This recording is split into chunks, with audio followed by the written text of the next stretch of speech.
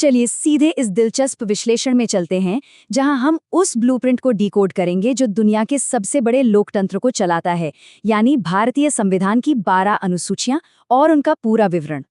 अब सबसे दिलचस्प बात यह है कि हमारा संविधान कोई स्थिर दस्तावेज नहीं है।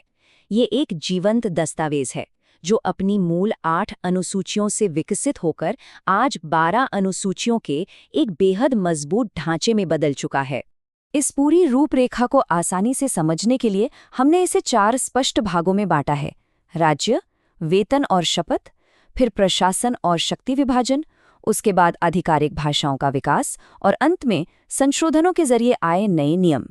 तो चलिए पहले भाग से शुरू करते हैं, राज्य, वेतन और शपथ। यहीं से हमारे राष्ट्र की नींव तैयार होती है। सबसे पहली अनुसूची हमारे देश के भौगोलिक और राजनीतिक विस्तार को बिल्कुल स्पष्ट रूप से सामने रखती है। इसमें भारत के सभी राज्यों और केंद्र शासित प्रदेशों का पूरा विवरण है। असल में यही वो आधार है जिस पर हमारा पूरा देश खड़ा है। अब बात करते हैं पैसों की। दूसरी अनुसूची देश के शीर्ष पदाधिकारियों के मासिक वेतन को व्यवस्थित करती है। यहाँ एक बड़ा ही स्पष्ट पदानुक्रम है। राष्ट्रपति के 5 लाख रुपए से लेकर चुनाव आयुक्तों के 2.25 लाख रुपए तक सब कुछ बिल्कुल पारदर्शी तरीके से तय किया गया है। वेतन तय होने के बाद जाहिर है बात जिम्मेदारी की आती है।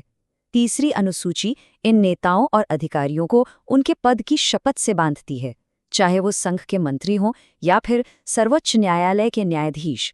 जवाबदेही सुनिश्चित करने के लिए सभी की शपथ का प्रारूप यहीं दिया गया है। लेकिन रुकिए, यहाँ एक बहुत ही दिलचस्प अपवाद है। देश के शीर्ष 3 अधिकारियों यानी राष्ट्रपति, उपराष्ट्रपति और राज्यपाल की शपथ इस तीसरी अनुसूची में शामिल है ही नहीं। इनकी शपथ का विवरण पूरी तरह से अलग-अलग अनुच्छेदों में है।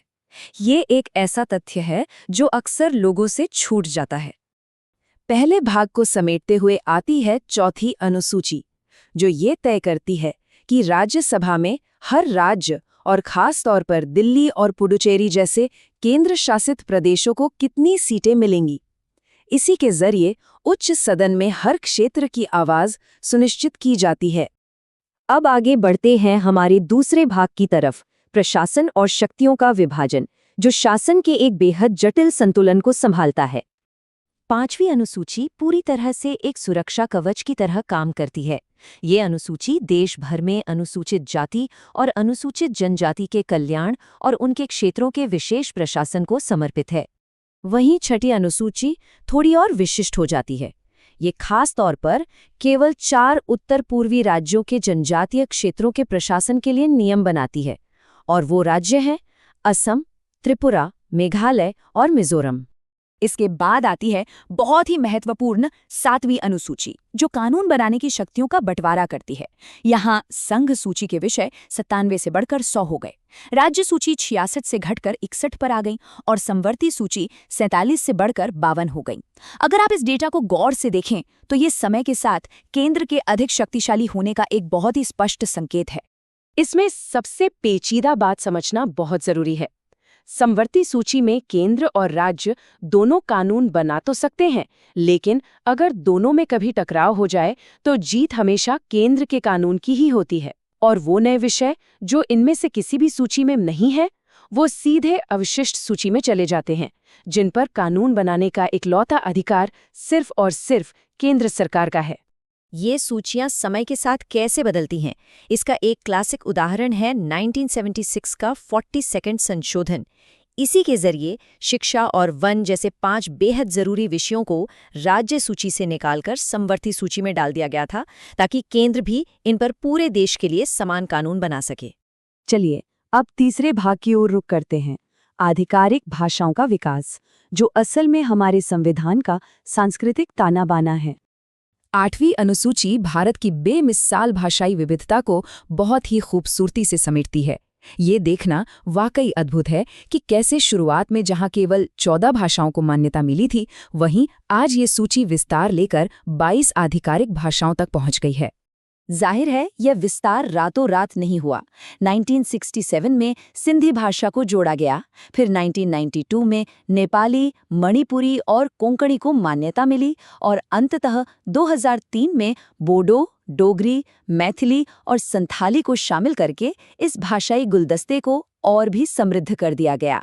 लेकिन यहाँ एक ऐसा ट्रिविया है जो अक्सर लोगों को पूरी तरह से चौंका देता है। हमारे देश के आधिकारिक कामकाज में इतने व्यापक रूप से इस्तेमाल होने के बावजूद अंग्रेजी भाषा 8वीं अनुसूची की इन 22 भाषाओं में शामिल है ही नहीं। है ना दिलचस्प? अगर हम मूल दस्तावेजों पर नजर डालें तो एक बहुत ही स्पष्ट विभाजन रेखा दिखाई देती है। मूल संविधान की 8 अनुसूचियां यहीं खत्म हो जाती हैं और बिल्कुल यहीं से संशोधनों के उस आधुनिक युग की शुरुआत होती है जिसने इन अनुसूचियों की संख्या बढ़ाकर 12 कर दी। और इसी के साथ हम आते हैं अपने चौथे और आखिरी भाग पर, संशोधनों के माध्यम से नए नियम जो हमारे संविधान को एक जीवंत रूप देते हैं। आधुनिक चुनौतियों के हिसाब से संविधान ने खुद को कैसे ढाला, ये देखना बेहद शानदार है। 1951 में भूमि सुधारों के लिए 9वीं अनुसूची जोड़ी गई। फिर 1985 में दल बदल जैसी राजनीतिक समस्या को रोकने के लिए 10वीं अनुसूची आई और उसके बाद 90 के दशक की शुरुआत में स्थानीय शासन को मजबूत करने के लिए 11वीं और 12वीं अनुसूचियों को जगह मिली। अगर स्थानीय शासन के इस अपडेट को थोड़ा और गहराई से समझे तो 11वीं अनुसूची ग्रामीण स्तर पर पंचायतों को 29 प्रशासनिक विषय सौंपती है।